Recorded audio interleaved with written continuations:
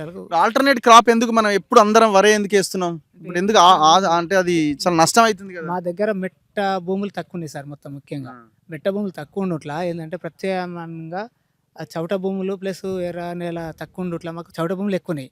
వాళ్ళ కోతులు పెడితే బాగుంది, వాగు సైడ్ బాగా కోతులు ఫుల్ అంటే ఫుల్. ఇళ్ళ మీదకి వచ్చేసి ఒక్క పెంకాసు లేకుండా తీసేస్తున్నాయి ముఖ్యంగా. అవును, ఇళ్ళకు చొరబడి కూడా కోతులు మన ధ్వంసం చేస్తున్నాయి అదన్నట్టు. అందుకనే ముఖ్యంగా వేరే పంటలు పెట్టడానికి ఆస్కారం లేకుండా అయిపోతుంది అది. సో గవర్నమెంట్ ఇనిషియేటివ్ అంటే ఇప్పుడు రైతు సభలు ఇవన్నీ జరుగుతాయి, ఆ మీటింగ్స్ రైతులను ఏమైనా అప్రమత్తం చేయడం, అవగాహన కల్పించడం అట్లాంటివి చేస్తారు, బాగానే చేస్తారు, మీటింగ్లు బాగానే చేస్తారు. ముఖ్యంగా పైసలు కూడా తొందరనే పడుతున్నాయి.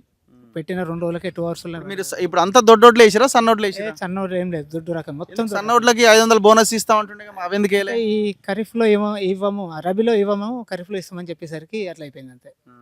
అందరు దొడ్డోట్లే పండించారు. మొత్తం దొడ్డోళ్ళు అయిపోయినాయి. ఇప్పుడు మళ్ళీ ఖరీఫ్లో వరి సాగు చేయమని చెప్పేస్తారు ఇప్పుడు. ఓకే. ముఖ్యంగా సో సిచ్యువేషన్ ఇది, ప్రతి రైతు ఆవేదన ఇది. సో అన్నం పెట్టే రైతుకి వస్తున్న కష్టం ఇది. చూడండి ఎంత దారుణంగా ఉన్నదో. నెల రోజులు అంటే ఈ రైతులంతా ఎక్కడ పోవాలా, ఏమైపోవాలా?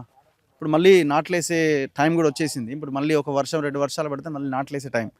ఇంకా వీళ్ళు పండించిన ఈ ధాన్యాన్ని ఇంకా అమ్ముకోని పరిస్థితి. ఓకే, మీరు మాట్లాడతారా? ఎంత మీది ఉందా? సార్. ఎన్ని